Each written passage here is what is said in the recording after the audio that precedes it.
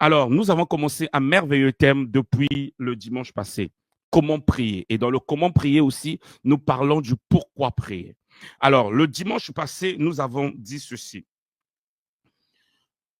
Lorsque nous venons ou lorsque nous nous rassemblons pour prier, ou lorsque nous décidons de nous retirer pour prier, nous devons venir avec l'image de Dieu comme étant notre Père. Nous devons venir là en nous disant que nous allons parler à notre Père. Le fait que nous puissions nous dire nous allons parler à notre Père nous emmène à avoir l'assurance qu'il va nous écouter et qu'il va se manifester. Lorsque nous prions, nous devons nous rendre compte, nous devons réaliser que nous partons à notre source.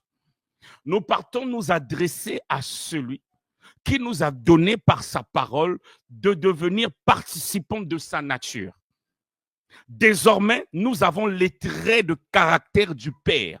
Donc, ayant les traits de caractère du Père, lorsque nous nous présentons devant lui, en réalité, il voit Christ Jésus par nous. Or, en voyant Christ Jésus par nous, il voit celui qui s'est sacrifié, celui qui a accepté de lui obéir, celui qui a accepté de porter ce fardeau qu'il avait de sauver l'humanité. Alors, en voyant Christ par nous, il ne peut qu'intervenir. Pourquoi? Il ne peut que se manifester. Il ne peut que se révéler à nous. Pourquoi? Parce qu'il a dit, voici celui en qui j'ai mis toute ma confiance. J'ai mis mon admiration. C'est mon fils bien-aimé. Lorsque je vais me présenter devant Dieu, je me présente au nom de Jésus. Au nom du fils bien-aimé. Or, un fils bien-aimé, lorsqu'il se présente devant son père, c'est un fils qui jouit de la présence de son père. Qui jouit, si le père est en train de prendre un petit jus, le père là-bas, là-bas, même s'il avait envie de le prendre seul, vous savez, il y a des moments où je suis en train de manger, je suis en train de boire, j'ai besoin de jouir de mon temps. Ma fille va venir, elle va me déranger, elle va se mettre sous mes genoux. À un moment donné, que je veuille ou pas, je vais lui donner ce que je suis en train de manger, ce que je suis en train de boire. En fait, il faudrait que nous ayons cette image-là. Cette image d'un enfant qui va se mettre sur les genoux de son papa. Cette image de cet enfant qui va s'asseoir à côté de son papa. Donc, lorsque nous venons, nous prions, nous sommes comme cet enfant qui vient à côté de son père. Et donc, le père ayant à sa table des mets merveilleux, ne peut pas laisser son enfant le regarder comme ça. Est-ce que nous sommes ensemble? Est-ce que nous sommes ensemble? Amen. Donc, il est la source. Le Père est pourvoyeur. Lorsque nous venons, nous prions, nous devons réaliser qu'il est notre pourvoyeur. Il est celui qui nous a donné la vie. S'il nous a donné la vie, qu'est-ce qu'il ne peut pas nous donner? Nous avons dit ceci. Les pères de ce monde ont parfois le désir. Ils donnent. Il y en a qui ne donnent que la vie et après ils disparaissent. La bonne nouvelle est que notre Père n'est pas seulement un géniteur. Il ne donne pas seulement les traits de caractère. Il le pourvoit aussi. Donc quand tu viens là, c'est pour cette raison que Jésus dira ceci. J'aime ça. Matthieu.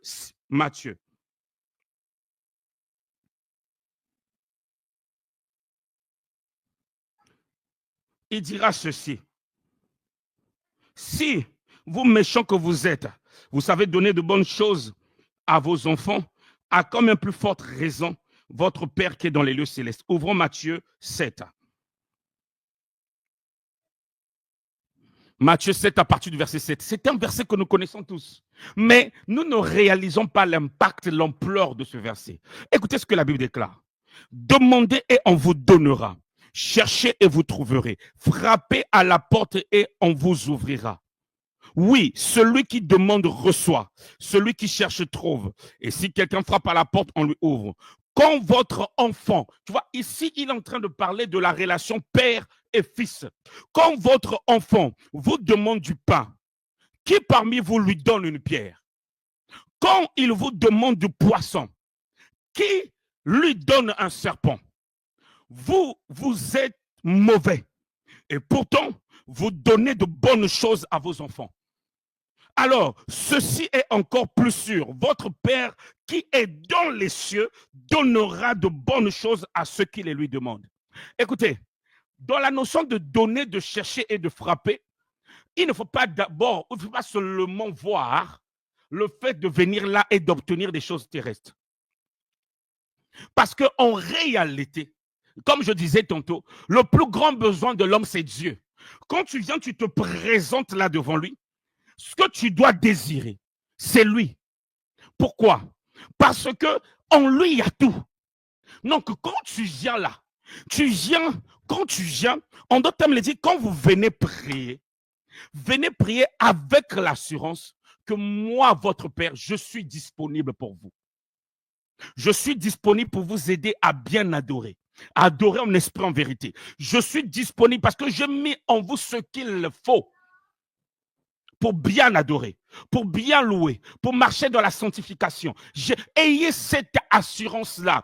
Mais comme vous êtes fait de chair, vous ne pouvez pas marcher au quotidien avec l'assurance parce que vous êtes entouré des réalités terrestres. C'est pour cette raison que vous devez venir au quotidien prier. Nous avons dit comment? Nous venons prier d'abord en ayant conscience qu'il est le Père.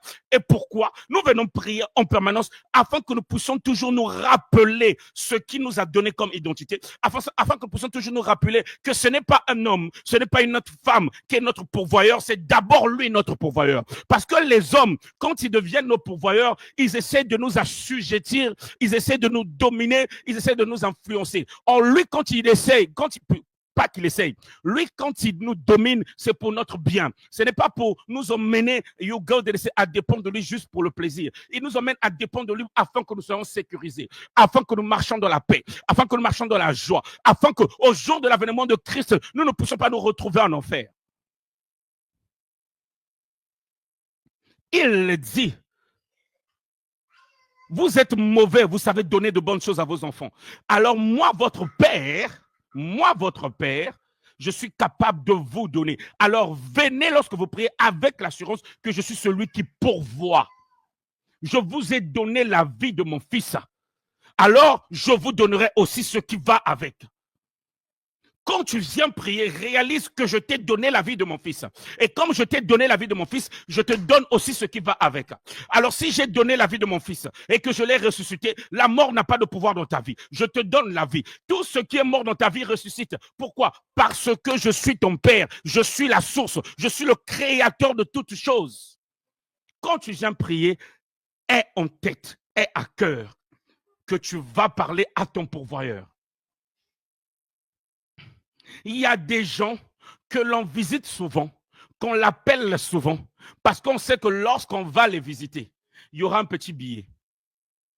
Ou lorsqu'on va parler avec cette personne, la personne a tellement reçu quelque chose de la part de Dieu que lorsque je parlerai avec elle, il y aura un conseil qu'elle va me donner. Il y aura quelque chose. Vous savez, on n'appelle pas tout le monde pour le plaisir. Il y a des gens qu'on a l'habitude d'appeler. Il y a des gens qu'on a l'habitude de fréquenter parce qu'on sait que leur compagnie est une bonne compagnie pour nous. N'est-ce pas? Je sais que lorsque je vais échanger avec cette personne va m'éclairer. Je sais que lorsque je vais aller chez cette personne, elle va m'aider à comprendre tel sujet. Je sais que lorsque je vais partir auprès de cette personne, je vais prendre plaisir, je vais me sentir à l'aise, en paix. Alors, de la même manière que tu as une catégorie de personnes que tu aimes souvent appeler, ou que tu sais que lorsque tu as un problème, tu sais que tu peux les consulter. Maintenant, eux, c'est à petite échelle. Maintenant, Dieu te dit, moi, je suis ces personnes-là fois des milliards de fois. Permettez-moi la tautologie. Donc, quand tu viens, de la même manière que tu crois que lorsque tu appelles une personne et que cette personne a la solution pour toi, quand tu viens prier, crois que je suis celui qui peut pourvoir et qui pourvoit. Je suis celui qui est la source. Est-ce que tu comprends? Écoutez cela. La Bible déclare ceci. Matthieu 6, le verset 7 à 9. En priant, ne multipliez pas de vaines paroles, comme les païens qui s'imaginent qu'à force de paroles, ils seront exaucés. Ne leur ressemblez pas, car votre Père... Vous voyez, quand Jésus est en train d'enseigner sur la prière, vous allez remarquer qu'il y a une notion qui revient souvent. La notion de Père. Il dit, car votre Père, excusez-moi, sait de quoi vous avez besoin avant que vous les lui demandiez. Voici donc comment vous devez prier. Il montre, il dit comment vous devez prier. Notre Père qui es aux cieux, que ton nom soit sanctifié. Notre Père qui es aux cieux, que ton nom soit sanctifié. Je disais tantôt que nous devons donc commencer la prière en contemplant Dieu comme notre Père. En le contemplant comme notre Père, nous devons et nous venons réaliser que c'est lui notre source. Il est la source de la nouvelle vie, la nouvelle création que nous sommes devenus. Ainsi, cela nous permet de prendre davantage conscience que nous sommes désormais participants de la nature divine. C'est pour cette raison que nous avons lu 2 Pierre 1, le verset 3 à 4 la fois dernière. Et ce matin, je lis la version français courant. La Bible déclare ceci. Par sa divine puissance, et s'il vous plaît, réalisons cela. Si tu peux lire la version courant, lis la version courant avec moi. 2 Pierre 1, le verset 3 à 4. La version français courant. Par sa divine puissance, le Seigneur nous a donné tout ce qui est nécessaire pour vivre dans l'attachement à Dieu. Or, Jésus dira dans Jean, la Bible déclare dans Jean que on ne peut pas porter de fruits si on ne s'attache pas à lui qui est l'arbre, si nous ne sommes pas des branches qui sont attachées à lui. Il dit, Dieu nous a donné tout ce qu'il faut pour s'attacher. Donc, lorsque je viens là, ma prière ne peut que porter des fruits parce que si je suis attaché à un arbre qui est enraciné, à un arbre qui donne de porter des fruits, qui ne cesse jamais, alors en réalité, je viens là, je porterai des fruits en ma saison. Dans n'importe quel domaine de ma vie, que ce soit sur le plan spirituel, que ce soit dans le domaine professionnel, que ce soit dans mon foyer, que ce soit dans l'éducation de mes enfants. Pourquoi? Parce que je suis attaché à la source du mariage. Je suis attaché à celui qui m'a donné les enfants. Je suis attaché à celui qui a instauré le travail, parce que c'est lui qui a commencé à parler du travail. Le travail n'est pas arrivé après la chute. Le travail est arrivé avant, parce qu'il avait dit à Adam et Ève, il avait dit de cultiver le jardin. Donc, il dit, je répète, je relis. Par sa divine puissance, le Seigneur nous a donné tout ce qui nous est nécessaire pour vivre dans l'attachement à Dieu. Il nous a fait connaître celui qui nous a appelés à participer à sa propre gloire, à son œuvre merveilleuse. Lorsque je viens prier, lorsque je viens le contempler comme Père, je viens réaliser qu'il est le Père de celui qui avait été envoyé, Jésus. Et il me donne donc de participer à la gloire de Jésus. Il est son Père, il est mon Père. Participer à son œuvre merveilleuse. C'est ainsi qu'il nous a accordé les biens si précieux et si importants qu'il avait promis, afin qu'en les recevant, vous puissiez échapper aux désirs destructeurs qui règnent dans le monde et participer à la nature divine. Lorsque je viens prier, je réalise que Dieu m'a donné de participer à sa nature, c'est-à-dire de marcher dans la sainteté, de marcher dans la droiture. Et c'est cette droiture qui est à l'origine de la manifestation de la puissance de Dieu dans ma vie, de la manifestation de mon autorité, de la manifestation de la gloire de Dieu dans les autres domaines de ma vie. C'est la source. Le Père donne des traits de caractère. Lorsque nous prions, nous devons croire que nous portons en nous son sang. Son sang coule dans nos veines. Dans notre prière, nous serons efficaces. Comme Jésus qui était efficace dans ces moments de prière. Parce qu'il nous a montré par Jésus que c'était possible que ses fils soient efficaces quand ils prient. Que leur prière soit efficace. Jésus, quand il priait, il était efficace. Alors, quand il nous dit, venez là, dites notre Père qui est dans les cieux, il est en train de nous emmener à nous dire qu'il a envoyé son fils. On a vu comment est-ce que son fils était efficace. Alors, s'il nous appelle aussi ses fils, il nous donnera aussi d'être efficace comme son fils. Mais c'est à nous de voir cela. C'est à nous de visualiser cela. C'est à nous de croire en cela. En fait, en réalité, quand il dit, lorsque vous venez, dites notre Père, il dit, venez et croyez que de la même manière que je pouvais orienter les prières de Jésus sur terre en tant que fils avec le statut de fils, de la même manière que je pouvais accompagner ces prières de puissance, d'onction, de la même manière que je peux accompagner vos prières de puissance et d'onction. Mais tu ne vivras pas ces choses si tu ne les visualises pas, si tu ne crois pas d'abord. C'est pour cette raison que les lundis, nous commençons en venant contempler le Père. Et je ne cesserai de le marteler. Chaque lundi, nous sommes là à 5 heures pour contempler le Père. Nous venons contempler le Père. Pourquoi est-ce que nous devons venir là? En commençant notre prière en le contemplant comme étant le Père. Et pourquoi est-ce que nous devons prier? Pourquoi? Parce que la Bible déclare dans Jean 5, le verset 19, Jésus reprit la parole et leur dit, oui, je vous le déclare, c'est la vérité. Le Fils ne peut rien faire par lui-même. Il ne fait que ce qu'il voit faire au Père. Tout ce que le Père fait, le Fils fait également. Tu ne peux pas prêcher. Tu ne peux pas prier, tu ne peux pas adorer, tu ne peux pas louer, tu ne peux pas intercéder, tu ne peux pas chasser les démons, tu ne peux rien faire dans ta vie qui soit glorieux, qui honore le Père si tu ne viens pas là constamment observer, contempler le Père. Il a dit, le Fils ne peut rien faire sans le Père, sans voir le Père faire. Donc, si tu veux voir, tu veux faire comme le Père. C'est pour cette raison que nous parlons de la nécessité de précéder l'aurore. C'est-à-dire que chaque matin, avant de faire quoi que ce soit dans ta journée, précède l'aurore. Va d'abord consulter celui qui a déjà vu ta journée. Ainsi, dans la journée, tu feras comme lui, il a décidé que tu dois faire. Tu feras ce qu'il faut faire. Ce n'est pas que nous ne ferons pas des erreurs, ce n'est pas qu'il n'y aura pas des épreuves, ce n'est pas qu'il n'y aura pas des moments difficiles, mais lorsque nous comprenons l'importance de parler d'abord avec le pourvoyeur, avec la source, nous comprenons que nous devons commencer nos journées avec le Père. Nous devons venir voir le Père. Ainsi, en venant voir le Père, en venant contempler le Père. Écoutez, Jérémie a dit ceci. Les bontés de l'Éternel ne sont pas épuisées. Elles se renouvellent chaque matin. Les bontés de l'Éternel ne sont pas épuisées. Elles se renouvellent chaque matin. L'une des choses qui te donnera de marcher dans la foi chaque jour, malgré les difficultés, tu sais c'est quoi? C'est de venir chaque matin et de contempler les bontés de l'Éternel.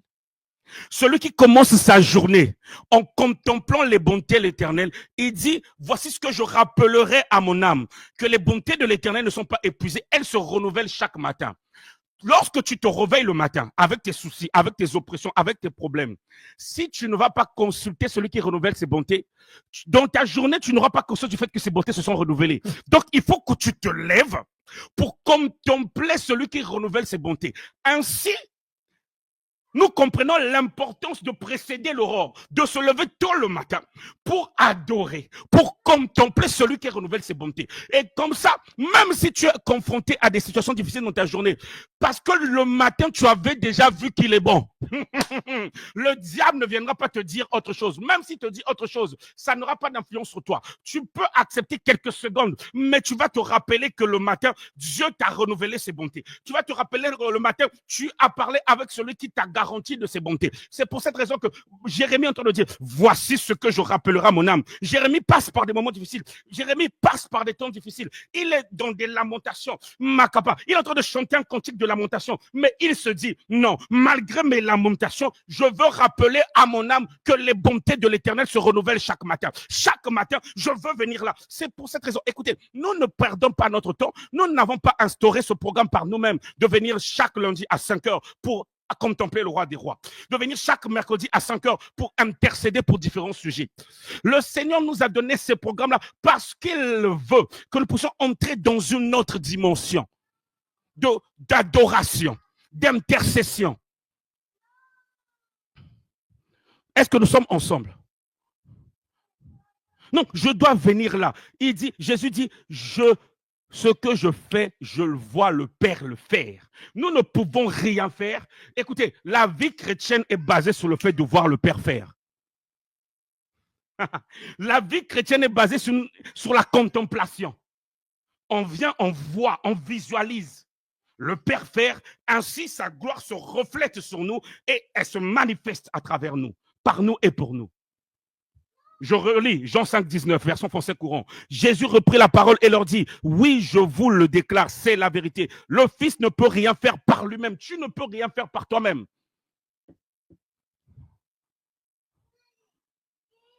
Le Fils ne peut rien faire par lui-même. Il ne fait que ce qu'il voit faire au Père.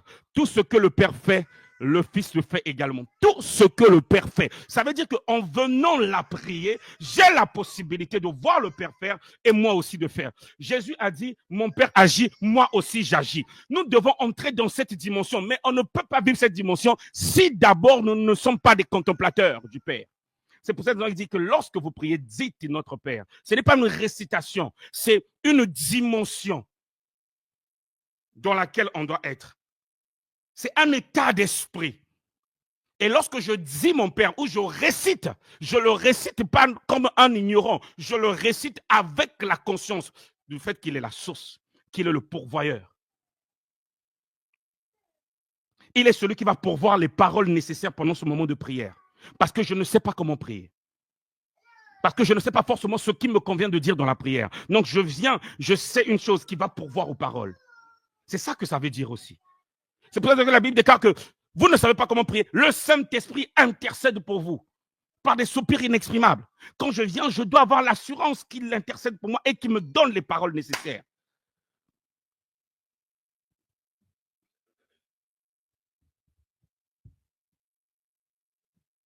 Amen.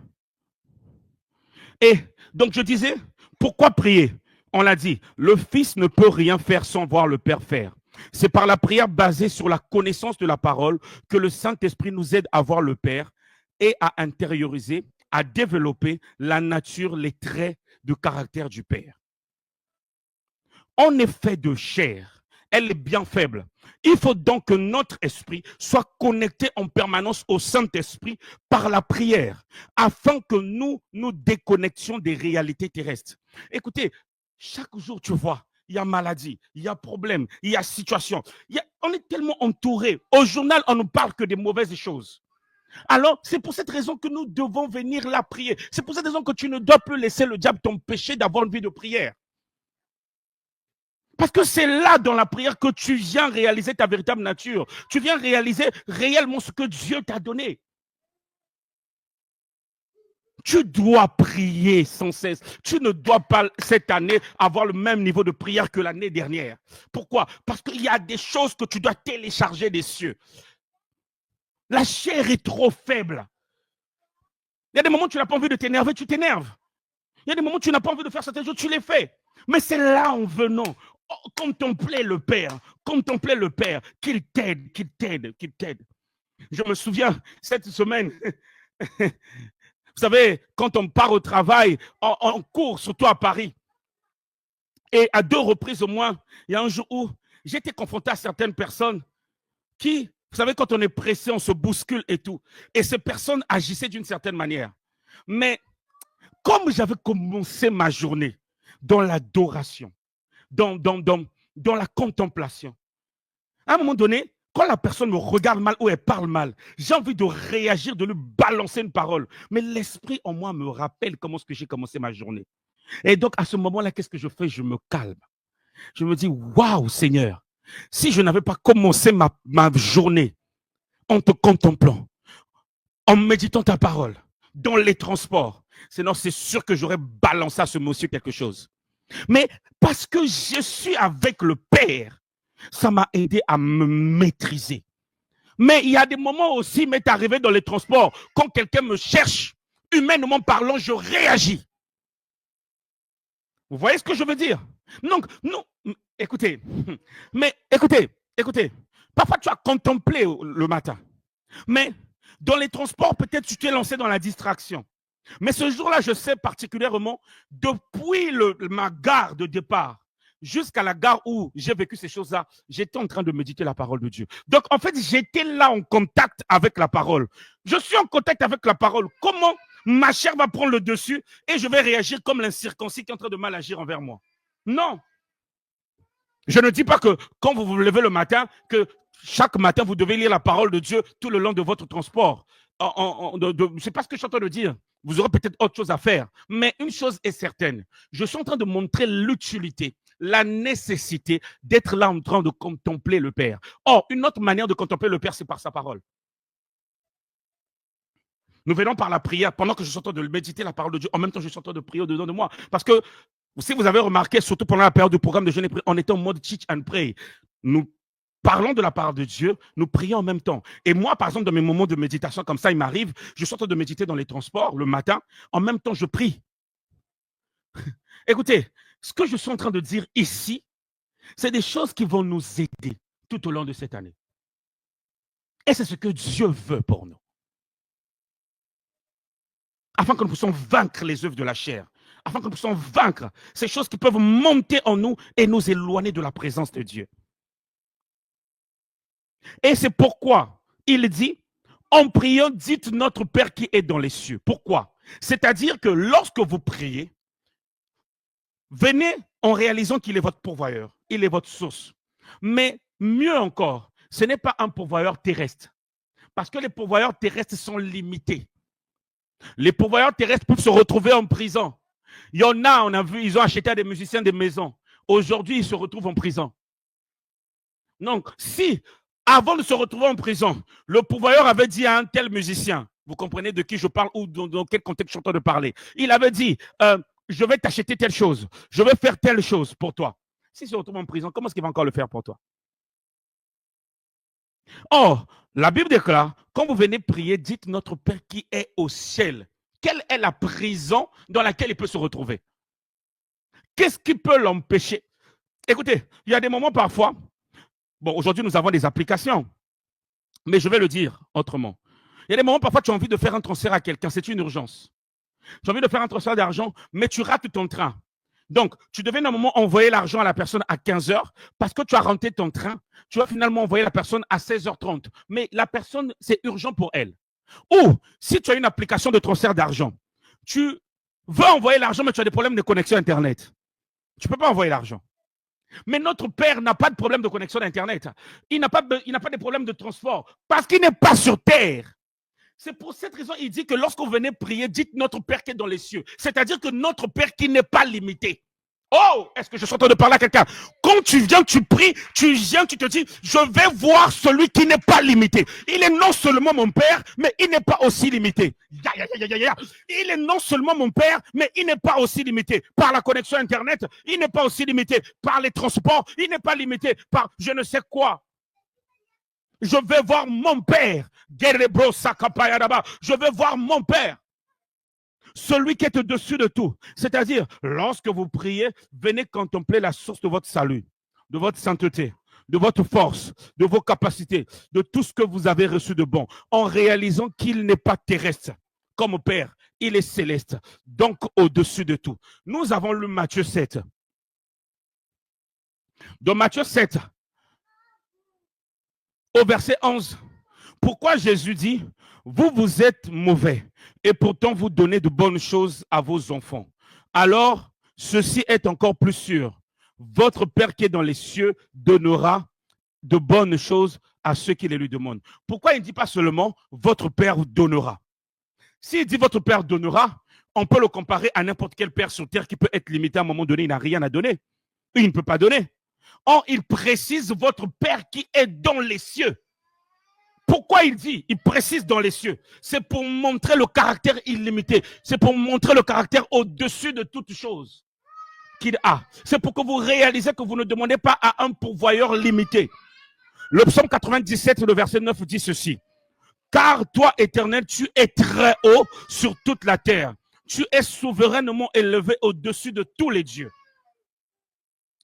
Le psalmiste, quand il était en train d'élever son Dieu, d'adorer son Dieu, ou les psalmistes, que ce soit dans des moments difficiles ou dans des moments de joie, ils prenaient souvent le temps d'élever Dieu comme étant celui qui est très, très haut, au-dessus de tout, au-dessus de tous les dieux.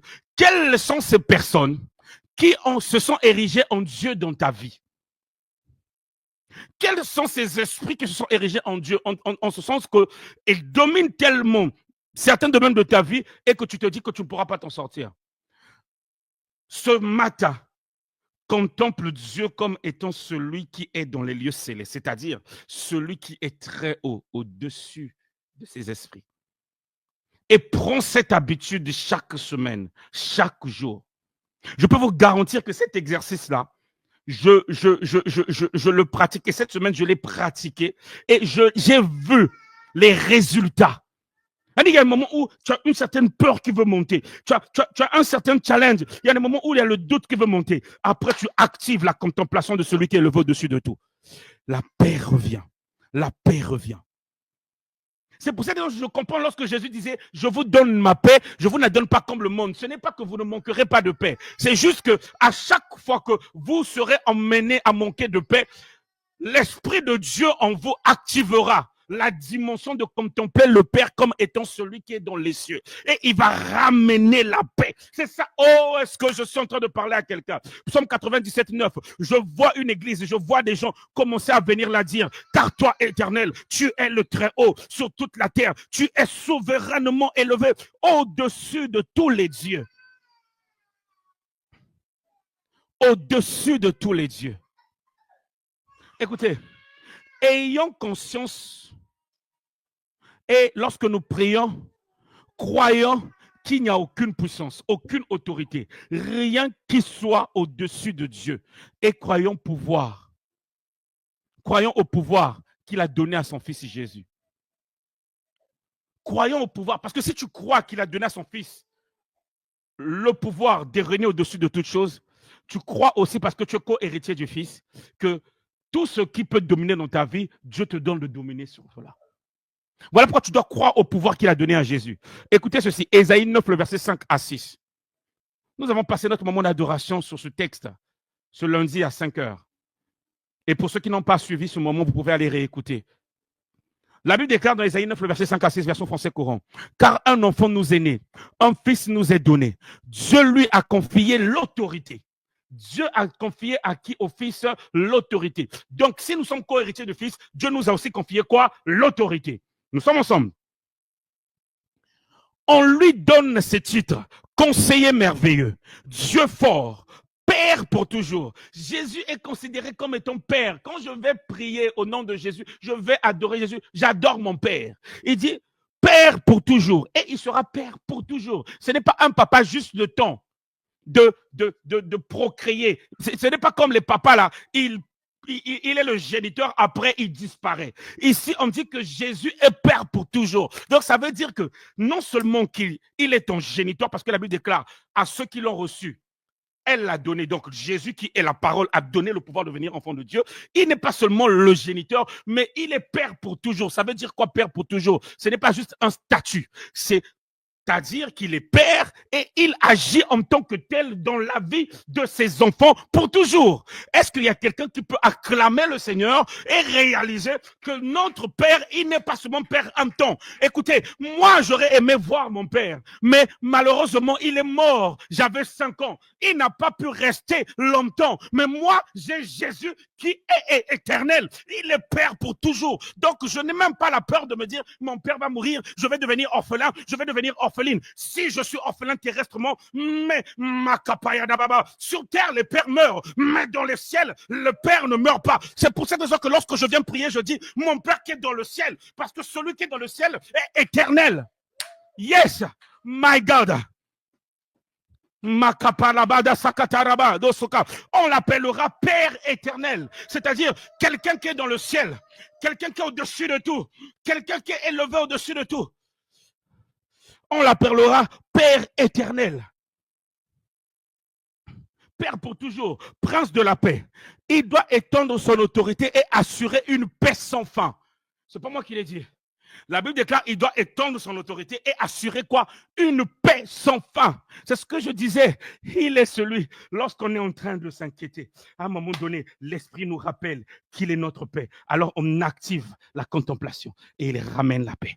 Il ramène la paix. À chaque fois que tu auras besoin de paix, il sera là disponible pour te donner la paix. Et même ce matin, pendant que je suis en train de prêcher, il est en train de te donner la paix. Il est en train de remplir ta maison. Il est en train de remplir ton cœur de paix. Commence maintenant à élever ce Dieu. Seigneur, je te bénis parce que tu es ma paix. Je te loue parce que tu es mon Père, pas seulement pour un temps, tu es mon Père pour toujours. Les pères de ce monde peuvent mourir, les pères de ce monde peuvent abandonner, mais toi, tu ne meurs pas. Toi, tu es venu, tu es mort et tu es ressuscité. Makaba, tu es malaba élevé au-dessus de tout. Père, Père pour toujours. Tu es Père pour toujours. Reçois la gloire. Tu es celui qui donne une paix éternelle, une paix sans fin. Je te bénis, mon Dieu. Je te loue, je te glorifie. Ah, sois magnifié, sois acclamé, sois exalté, sois glorifié. Donc, vous voyez que là, nous sommes en train d'écouter la parole de Dieu. Mais à un moment donné, parce que tu sais que cette parole, elle est puissante. Donc, à un moment donné, tu commences maintenant à adorer dans la direction de la parole que tu es en train de lire. Dans la direction. Non, pendant même que tu es en train d'écouter la parole de Dieu, le pasteur est en train de prêcher, pendant que même tu écoutes en rediffusé, tu peux à un moment donné prier dans la direction de ce que le Seigneur est en train de dire. C'est pour cette raison que nous ne devons pas être ceux qui écoutent la parole le long du chemin. C'est-à-dire que ceux qui se refusent de comprendre la parole, ceux qui sont distraits, parce que le diable viendra voler. Est-ce que nous sommes ensemble?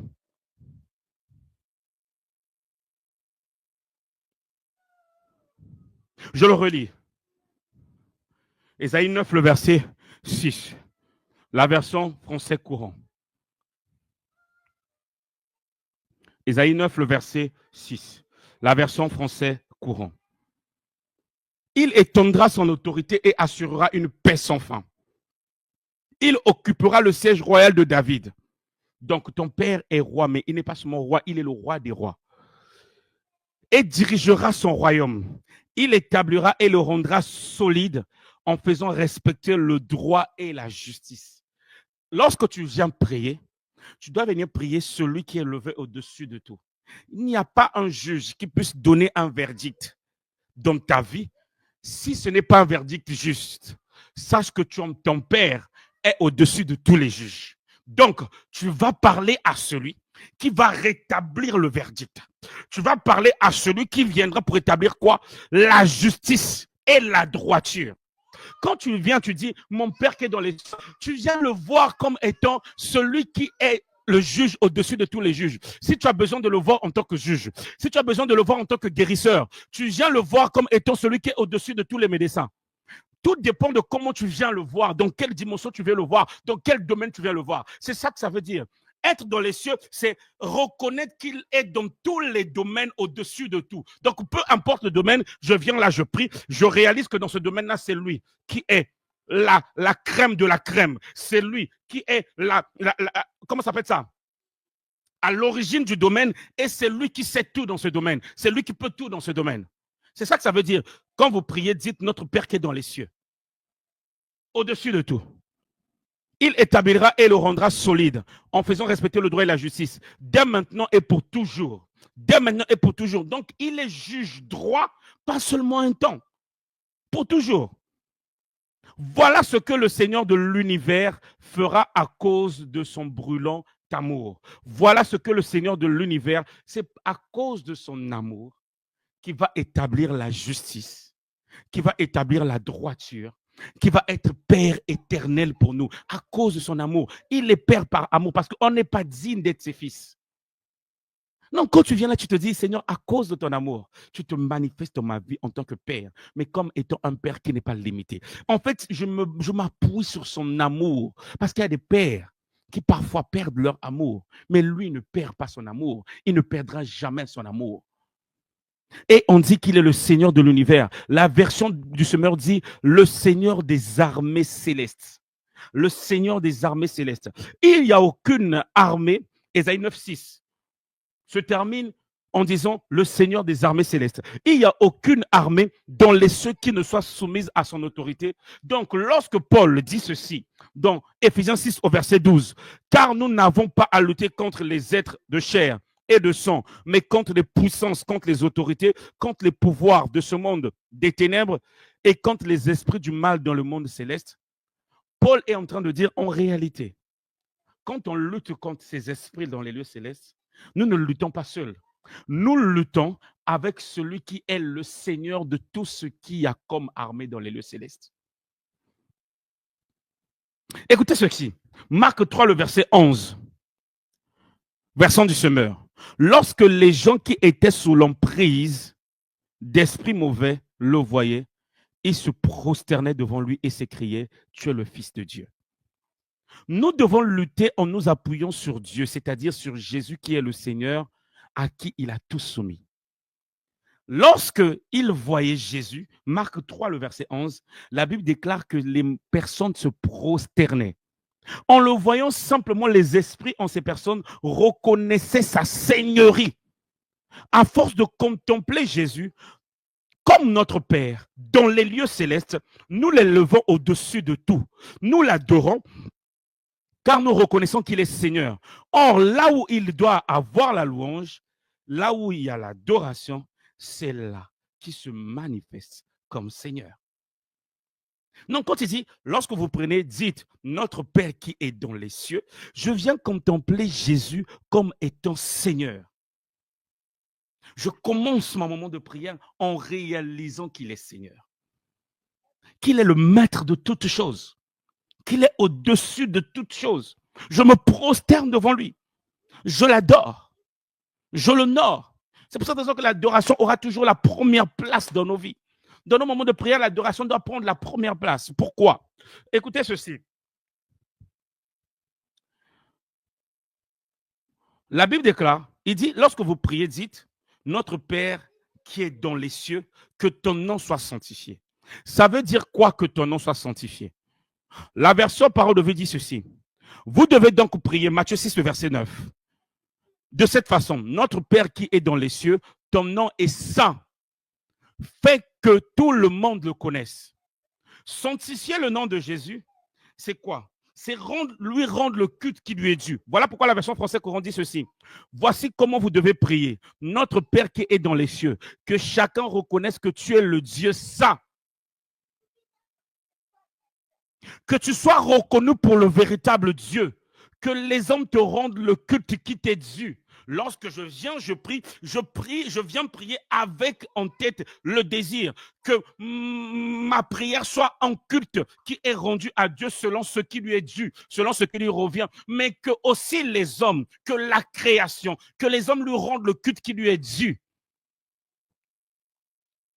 Je viens là en ayant le désir d'être sanctifié, le désir de l'honorer par ma sainteté. Je viens là l'honorer quand je viens pour prier. Il faut que son nom soit sanctifié, il faut que son nom soit glorifié. Et une autre pensée par rapport à que ton nom soit sanctifié, c'est quoi? Par rapport à Matthieu 6, 9 ici, que ton nom soit sanctifié.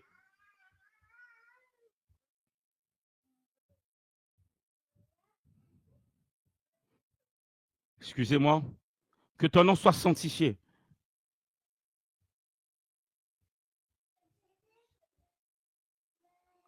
Une autre pensée ici, c'est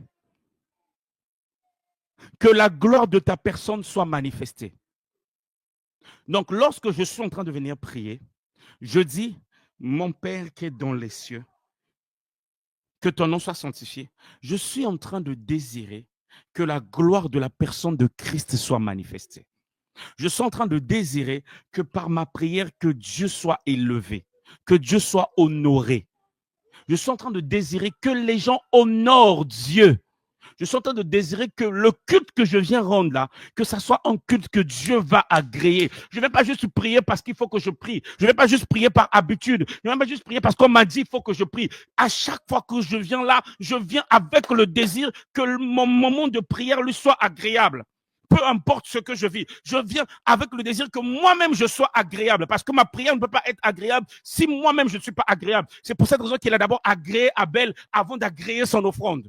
Mon Père qui est dans les cieux, que ton nom soit sanctifié. Et ce n'est que lorsque son nom est sanctifié que son règne peut venir. C'est pour cette raison que par la suite, il dit que ton règne vienne. Alors, lorsque je viens là, je réalise qu'il est la source, qu'il est le pourvoyeur. Je réalise qu'il est au-dessus de tout. Je l'élève, je l'adore. J'ai à cœur que ce moment-là soit un moment qui lui soit agréable.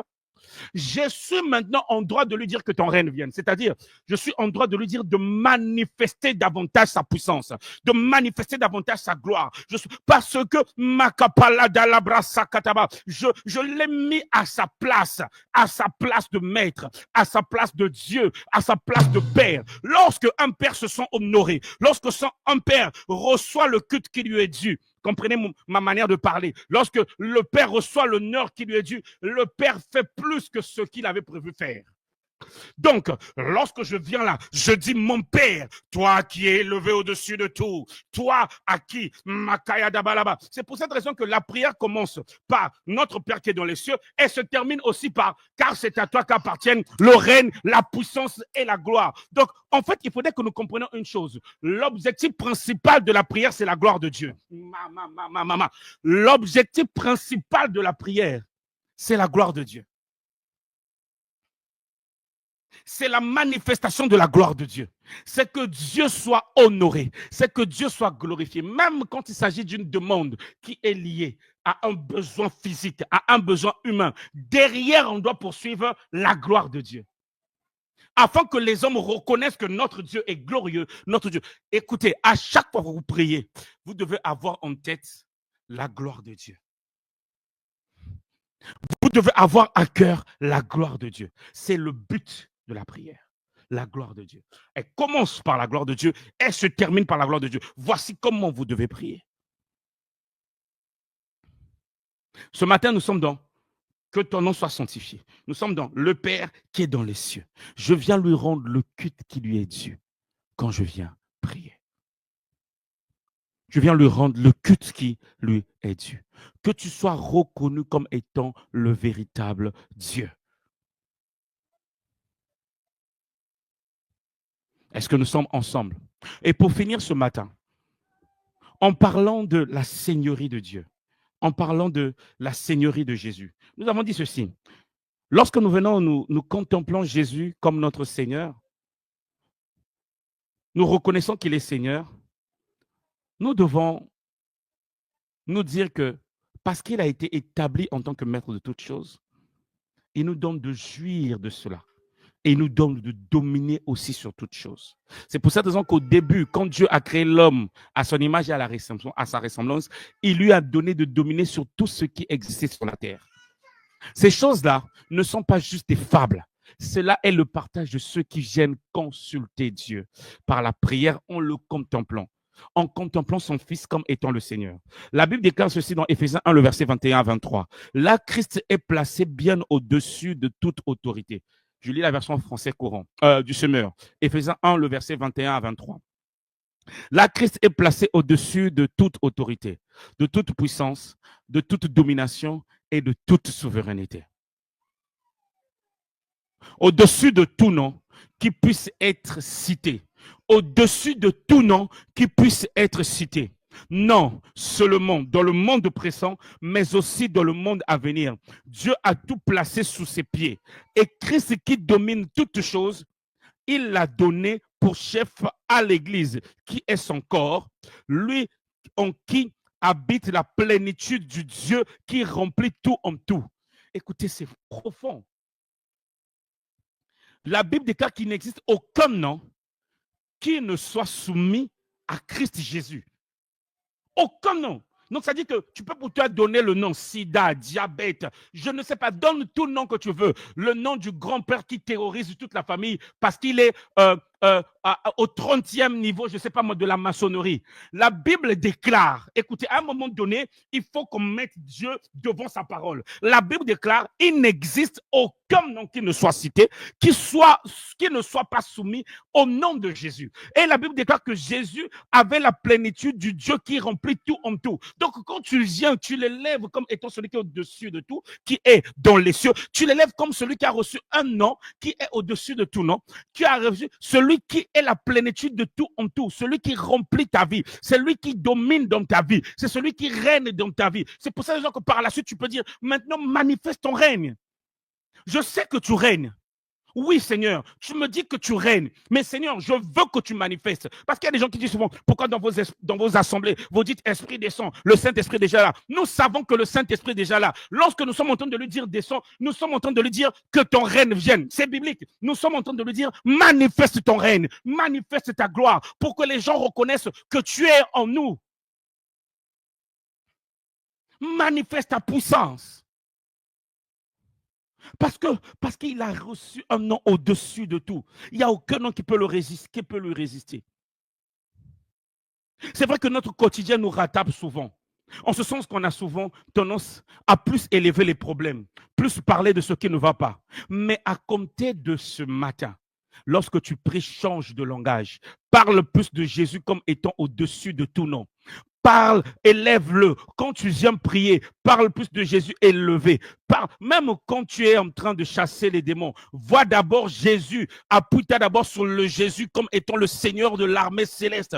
Appuie-toi d'abord, visualise-le d'abord. C'est ainsi que tu auras le courage, la force nécessaire, la foi nécessaire de parler. Parce que tu ne te présentes pas en ton nom, tu te présentes au nom de Jésus, au nom du Seigneur des armées célestes. Il dit, quand vous priez, dites notre Père, mais pas seulement Père, ce Père qui est dans les cieux, qui a donné son nom à ses enfants. Il nous a donné son nom. Écoutez ceci. Quand tu pries, tu dois donc réaliser que tu te présentes devant le Père au nom de Jésus. Tu affrontes les situations non plus en ton nom, mais au nom de Jésus. Écoutez ce que Jean 17, le verset 11 à 12 dit, la version du semeur. Bientôt, je ne serai plus dans le monde, car je vais à toi. Mais eux, ils vont rester dans le monde. Père Saint, garde-les par le pouvoir de ton nom. Père Saint, garde-les par le pouvoir de ton nom. Celui que tu m'as donné, ton nom que tu m'as donné, pour qu'ils soient comme nous le sommes. Aussi longtemps que j'étais parmi eux, je les ai gardés par le pouvoir de ton nom. Ce nom que tu m'as donné, je les ai protégés et aucun d'eux ne s'est perdu, sauf celui qui devait se perdre pour que s'accomplisse l'écriture. Il dit, garde-les par le pouvoir de ton nom. Parce que aussi longtemps que j'étais sur terre, je les ai gardés par le pouvoir de ton nom.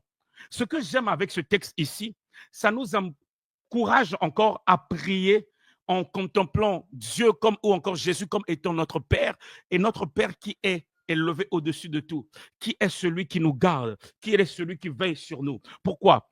Parce que regardez, et le Père qui est saint, dont on sanctifie le nom. Écoutez ce qu'il dit ici. Il dit Père saint. Jésus est vraiment notre modèle. Quand il prie ici, il dit Père saint. Pourquoi? Parce qu'il est en train de demander à ce qu'aucun de ceux qu'il a gagnés ne se perde. Il dit garde-les. Il contemple le Père et voit en lui les traits de caractère de la sainteté. Et il sait que cela est possible. Ceux qui vont laisser, même si pendant un moment, ils vont s'égarer pendant 3 jours, mais le 3e jour, il va ressusciter. Il va les ramener à ses pieds. Et par la suite, le Saint-Esprit viendra. Le Saint-Esprit va les aider à marcher dans ses voies. Donc, il dit, Père Saint, garde-les en ton nom, le nom que tu m'as donné. Donc, en d'autres termes, cela veut dire quoi? Écoutez,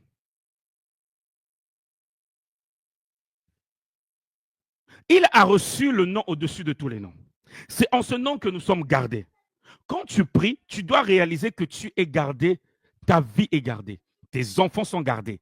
Ce n'est pas moi qui le dis. Le Seigneur a demandé au Père de nous garder. Or, nous savons que Jésus, sa prière ne tapait pas poteau. Est-ce que je suis en train de parler à quelqu'un? Et la Bible déclare dans Romains qu'il intercède pour nous. Maintenant, tu sais que tu es gardé. Maintenant, quand tu vois certaines choses être atteintes dans ta vie, tu viens simplement là, tu actives la contemplation. Tu viens visualiser le Dieu qui te garde et tu lui demandes de manifester cela, que cela soit ton partage. Parce qu'il a dit, garde-les en ton nom. On a dit que ce nom-là est élevé au-dessus de tout nom. Donc, il n'y a aucun nom. S'il y a un nom qui me terrifie, s'il y a un nom, que ce soit le nom du grand-père, de la tante, ou je ne sais pas moi, d'une autorité qui me terrifie, si réellement mon Dieu est un Dieu de justice, que je n'ai rien fait, et que sa volonté est que je sois gardé en lui, je viens le contempler comme étant celui qui a reçu le nom au-dessus de ce nom-là. Voilà comment est-ce que je dois prier.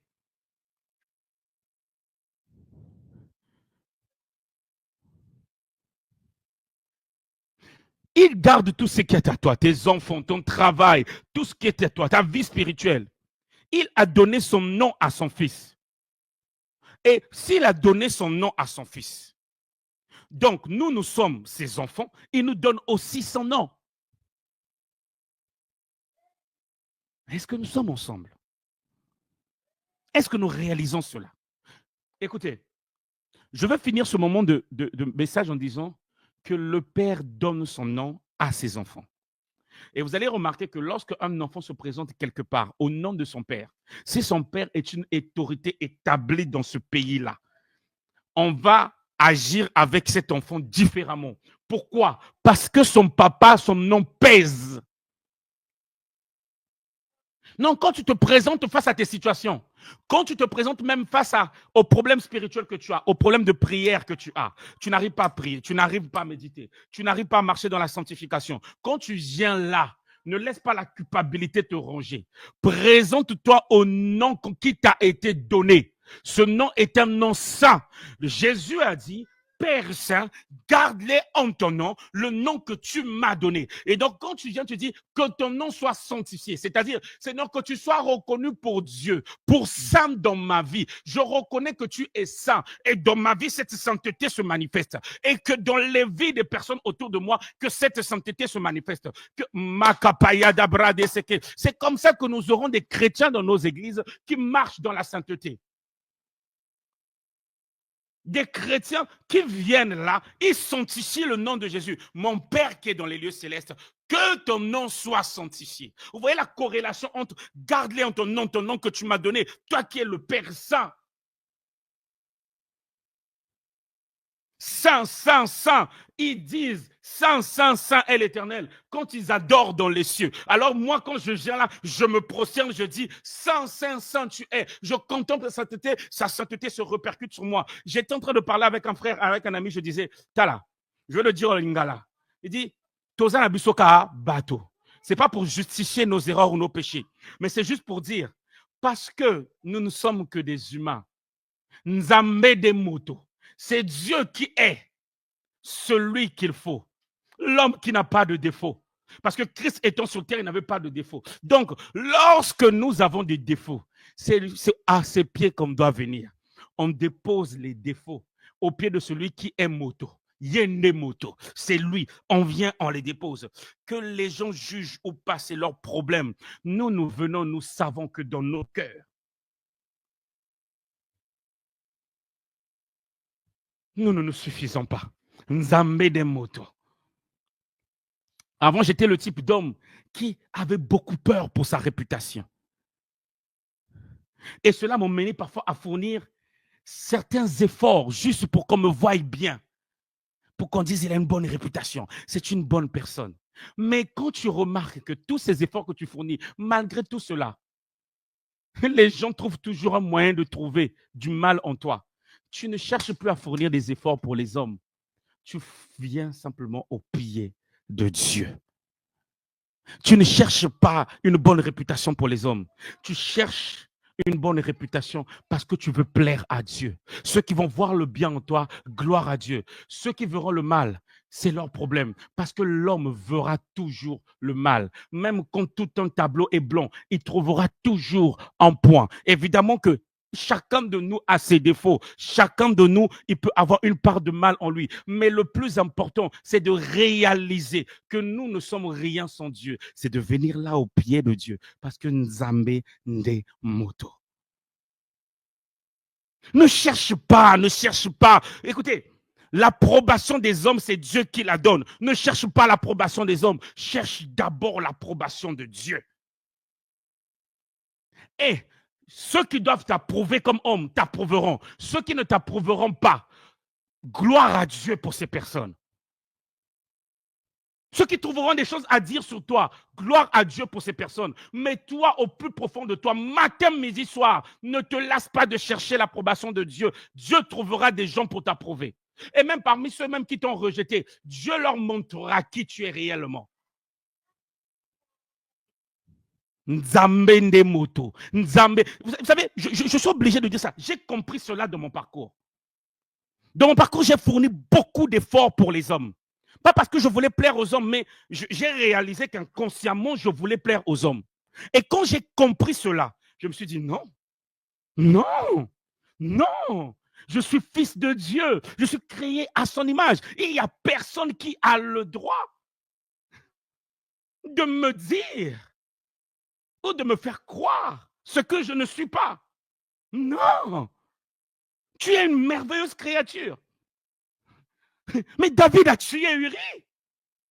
Je ne suis pas en train d'encourager les fautes. Je suis en train de dire ici, David a tué Uri. Cela n'a pas empêché. Dieu savait que David devait tuer Uri, mais il a quand même appelé l'homme selon son cœur. Je suis en train de parler à quelqu'un, peut-être qu'il s'est retrouvé dans un péché d'impudicité, peut-être qu'il s'est retrouvé dans un péché de vol de fonds à l'État. Je ne sais pas dans quel état tu te retrouves. Le plus important, c'est que tu reviennes au Père, que tu te répandes et que tu réalises davantage ton identité. Ton identité, c'est pas ce que les gens disent de toi ou c'est pas ce que tu as fait. Tu demandes pardon, tu enlèves la poussière, tu enlèves les habits qui étaient sales, tu portes un nouveau manteau, le manteau de celui qui porte le nom du Père. Or, celui qui porte le nom du Père, il porte un nom qui est sanctifié. Alors, tu sanctifies le nom du Père et tu ne repars plus dans ce qu'on t'a vu hier. Et quand même tu retombes, la Bible déclare 7 fois le juste tombe, 7 fois il se relève. Je ne suis pas en train d'encourager le péché ici. Je suis en train de dire à quelqu'un qu'à un moment donné, Dieu parfois même casse nos épaules pour que nous puissions comprendre que notre sainteté ne dépend pas de nous. Elle dépend de lui. Et ça, je l'ai compris. Parce qu'il y a cet orgueil spirituel là, où on est prédicateur de la sanctification, on est ceci. Le Seigneur casse tes épaules pour te montrer que c'est moi qui te donne la sainteté. C'est moi qui te sanctifie. C'est moi qui t'aide à marcher dans la sanctification. C'est moi. Toi, viens là, contemple ma sainteté afin qu'elle se reflète dans ta vie. Et quand c'est comme ça, le regard des gens, ça peut te faire mal. Le regard ou les paroles de jugement des gens, ça peut te faire mal. Mais une chose est certaine, repars auprès de celui qui, dont le nom est sanctifié. Sanctifie son nom. Que ton nom soit sanctifié. Que tu sois reconnu pour Dieu dans ma vie. Que tu sois reconnu pour Dieu dans la vie de mes frères et sœurs. Voici comment ce que nous devons prier. Alors donc nous avons commencé par notre Père qui est dans les cieux, que ton nom soit sanctifié. Aujourd'hui, nous allons nous arrêter là. Donc, dans le modèle de la prière dominicale, dans le modèle de la prière du Notre Père, nous voyons que c'est une prière puissante. Ce n'est pas juste une récitation. Notre Père qui est dans les cieux, que ton nom soit sanctifié, que ton règne vienne. Non, c'est une prière puissante.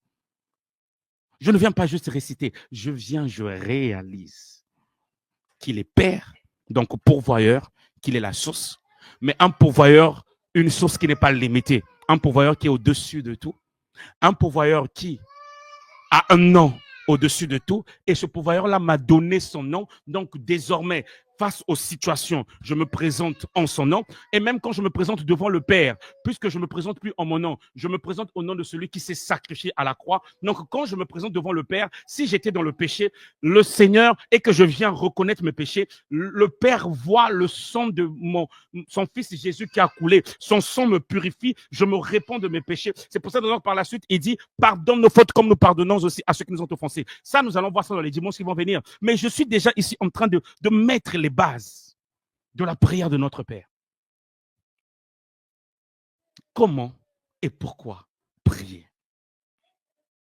Alors, si ce message t'a béni, ce message te bénit, continue à inviter, invite tes frères et sœurs, invite des amis, des connaissances, partage ce message, parce que je crois fermement qu'il y a quelqu'un qui va changer sa manière de prier. Il y a quelqu'un qui va changer sa vision de Dieu. Il y a quelqu'un qui va changer sa manière de voir Dieu.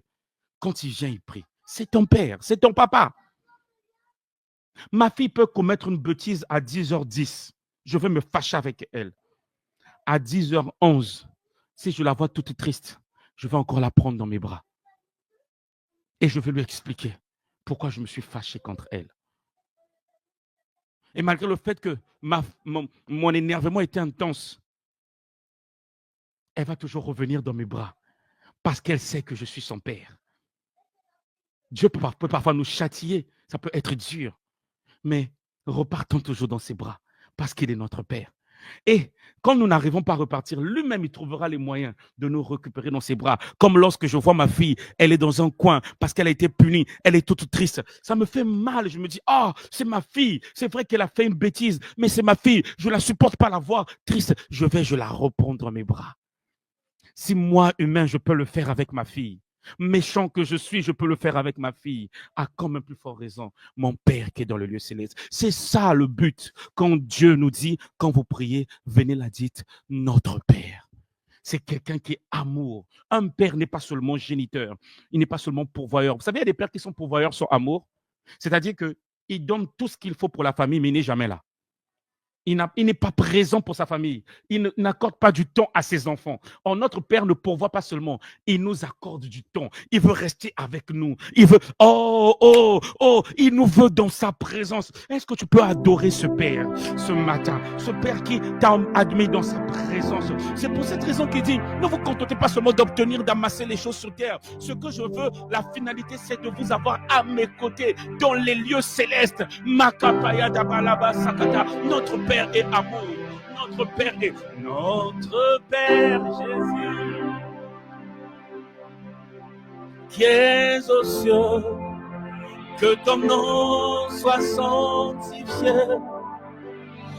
que ton règne vienne.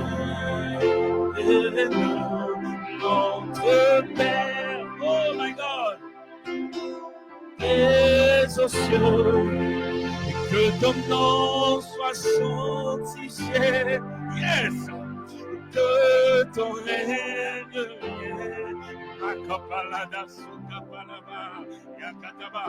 Nous voici réunis dans ta présence. Pour célébrer la gloire de ton nom. Si nous sommes réunis pour célébrer la gloire de ton nom, nous voici réunis dans ta présence. Pour célébrer la gloire de ton nom. Ah, dis avec moi, que ma vie soit une louange qui montera vers en l'honneur de ton nom chaque instant. En l'honneur de ton nom chaque instant. Que ma vie soit un témoignage. Que ma vie soit un témoignage. Qui montera vers toi chaque instant. Qui montera vers toi chaque instant. Ma campagne d'abla. Que ma vie soit une louange. Soit une louange. Qui montera vers toi chaque instant. Chaque jour. Qui montera vers toi chaque instant. Que ma vie soit un témoignage. My God. Que ma vie soit un témoignage. En l'honneur de ton nom chaque instant. Makapalada Sata. En l'honneur de ton nom chaque instant. Notre Père qui es aux cieux, que ton nom soit sanctifié. Que ton règne vienne, notre Père, qui es aux cieux, que ton nom soit sanctifié, que ton règne vienne. Si tu as compris ce message, sanctifie le nom de Dieu là où tu es. Élève maintenant ton Père qui est dans les cieux.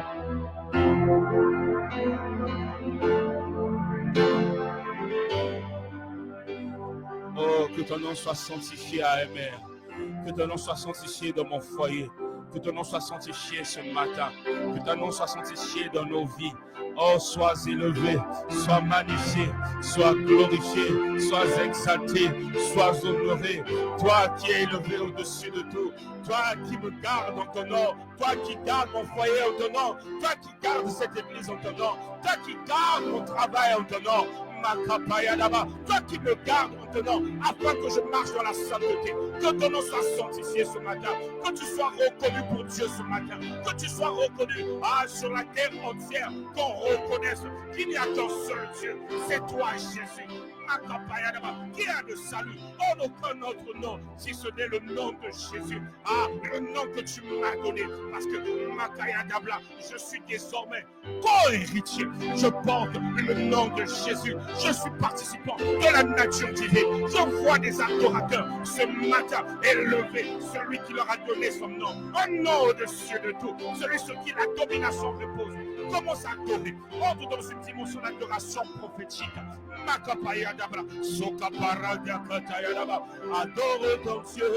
Makapayadabra, Sakataba. Élève ton Dieu. Si tu as compris ce message, tu ne peux pas manquer des paroles pour l'adorer. Tu ne peux pas manquer des paroles pour le louer. Tu ne peux pas manquer des paroles pour le célébrer. Ah, s'il a été ce matin là en train de te parler, s'il a donné son fils, qu'est-ce qu'il ne peut pas te donner? S'il a donné son fils, qu'est-ce qu'il ne peut pas te donner? S'il a donné sa vie, il a quitté son trône, il a laissé son trône, qu'est-ce qu'il ne peut pas te donner? Élève ton Dieu, élève celui qui a quitté son trône afin de te mettre sur un trône. Élève ton Dieu, élève celui qui s'est fait chair afin que toi tu portes la nature divine.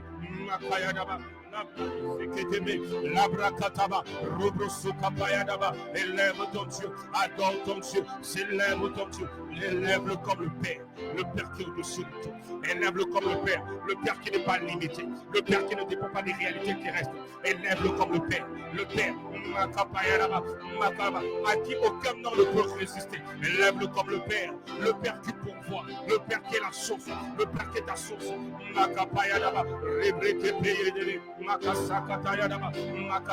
Le Père dont le nom est sanctifié, en tant que Christ, nous aussi nous sommes sanctifiés.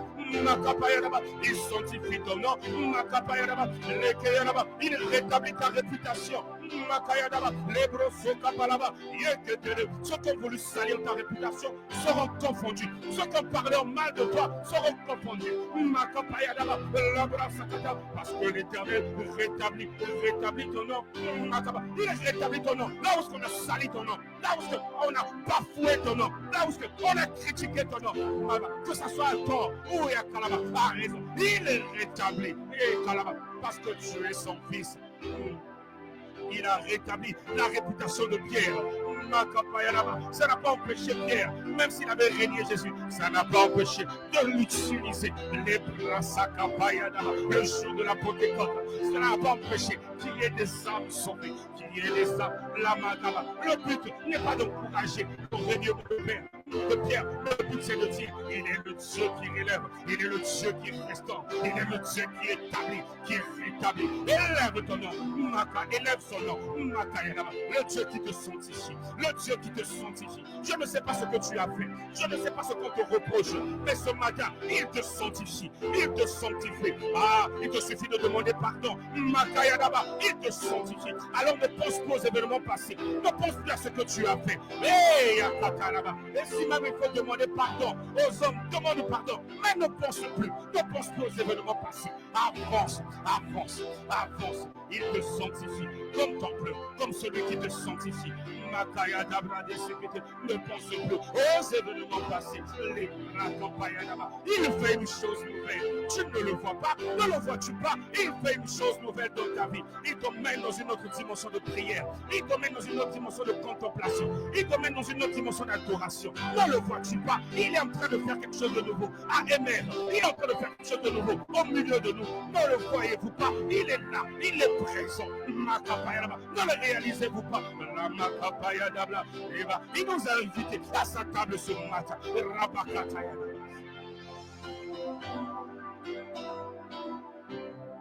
Tu es merveilleux, tu es bon. Alléluia. Merci Jésus pour ta parole. Merci Jésus pour le rétablissement. Je vois des vies rétablies, je vois des vies restaurées, je vois des vies de prière transformées. Je vois comment est-ce que tes enfants entrent dans une dimension de prière efficace. Je vois des vies de prière d'exaucement. Je vois comment est-ce que tu sors les enfants des fosses, tu sors les enfants, papa, des prisons, tu coupes les liens. Je vois comment est-ce que tu restaures la réputation, papa, ma réputation, la réputation de mon frère, de ma soeur. Je vois comment est-ce que, papa, tu agis, tu montres encore que tu es Dieu, tu montres encore que tu es Dieu dans ma vie, dans la vie de mon frère, dans la vie de ma soeur. Je vois comment est-ce que tu agis. Celui dont on se moque parce qu'on ne voit pas les choses s'accomplir. Je vois comment est-ce que, Père de gloire, tu manifestes ta gloire, et tu donnes, papa, ce que les hommes, papa, oh Dieu, papa, disaient que cette personne manquait. Merci parce que tu glorifies ton nom. Merci parce que tu glorifies ton nom. Merci Jésus. À tes pieds, me voici pour te magnifier. À tes pieds, me voici pour t'adorer. À tes pieds, me voici pour te magnifier. À tes pieds, me voici. Tu es tout puissant. À tes pieds s'incline la création. Tu es élevé au-dessus de toute autorité. Oh, tu es tout puissant. À tes pieds s'incline la création. Il a dit à Abraham, demeure dans ma présence, afin que je fasse une alliance avec toi, afin que je te multiplie. Genèse 17. Alors, en méditant cela, j'ai compris une chose. Il a dit, demeure dans ma présence ou encore marche devant ma face et sois intègre. Demeure dans ma présence et sois intègre. J'ai compris une chose. Seigneur, en venant à chaque fois là dans ta présence, en priant sans cesse, non seulement que je maintiens mon alliance avec toi, mais Père, dans cette alliance-là, tu stipules que tu vas me multiplier. Tu vas multiplier différents aspects de ma vie. Alors je comprends pour que je vive une vie de multiplication dans mes finances, une vie de multiplication dans ma vie spirituelle, que j'aille de gloire en gloire, dans ma vie de prière, dans ma vie de méditation, dans ma connaissance de toi. Je dois être là. C'est ce que tu as dit à Abraham. Demeure dans ma présence. Demeure dans ma présence afin que je te multiplie. Afin que je te multiplie. Seigneur, je viens là et je ne veux plus m'écarter de ta présence. Je ne veux plus. Cette année, c'est le mot d'ordre. C'est le mot d'ordre. Rester dans ta présence. Même quand ma chair peut se sentir faible, Seigneur, mon âme soupire, mon âme soupire, mon âme soupire, mon âme soupire, mon âme soupire, mon âme soupire. Là, dans ta présence. Là, dans ta présence. Là, dans ta présence. C'est là, oh Dieu, que le baron qui pouvait, oh Dieu, s'inquiéter le temps que sa chair prend le dessus, change, devient le baron qui réalise qu'il a la nature divine et qui chasse l'inquiétude. Là, dans ta présence. C'est pour cette raison, à chaque fois, tu te révélais à Abraham, afin qu'il n'oublie pas la promesse que tu lui avais faite. Tu ne l'as pas fait une promesse une fois, et puis après, tu l'as laissé vivre dans ses épreuves. Non. À chaque fois, tu venais te révéler à lui. À chaque fois, tu venais lui montrer que tu es là et que tu devais accomplir la promesse que tu lui avais faite, de lui donner une descendance par Sarah. Tu as donné des promesses en ce début d'année. À chaque fois, nous viendrons là, afin d'abord de t'honorer, de te lever. Et en t'élevant, nous savons que tu nous rappelleras que tu n'es pas un homme pour mentir, ni un fils d'homme pour te repentir. Merci Saint-Esprit de nous admettre dans ta présence. Tu ne donnes pas seulement la promesse, tu nous garantis. En attendant de voir la promesse, tu nous rassures. Tu nous rassures. Merci Jésus pour tout ce que je n'ai pas encore vu. Merci pour tout ce que j'ai déjà vu. Merci pour tout ce qui ne s'est pas encore accompli. Merci pour tout ce qui s'est déjà accompli. Et merci pour ce qui s'accomplit aujourd'hui. Tu m'emmènes dans une autre dimension de la connaissance de ta parole, de ta personne. Tu nous emmènes, oh Dieu, près des verts pâturages. Voilà pourquoi nous sommes comme cet arbre planté près d'un courant d'eau. Même quand ce n'est pas notre saison, nos feuilles restent vertes. Il n'y a rien qui puisse assécher nos feuilles. Pourquoi? Parce que nous sommes près de la parole. Nous sommes là. Nous sommes près de la parole qui est Christ. Nous venons, nous te contemplons par la prière, par une étude profonde de ta parole. Nous te bénissons. Parce que cette année, tu ne laisses plus le diable venir voler la parole. Tu ne laisses plus le manque de persistance régner dans nos vies. Tu ne laisses plus. Tu ne laisses plus. Les soucis du siècle présent ne demeurent. Merci Jésus pour ces moments. Merci pour ce culte. Merci pour mon frère et ma soeur qui est libéré. Pour ta parole qui délivre. Amen. Amen. Que le Seigneur te bénisse. Que le Seigneur vous bénisse. Amen. Alors, pour ceux qui nous rejoignent, nous sommes l'Église ministère de la réconciliation. Nous sommes en région parisienne.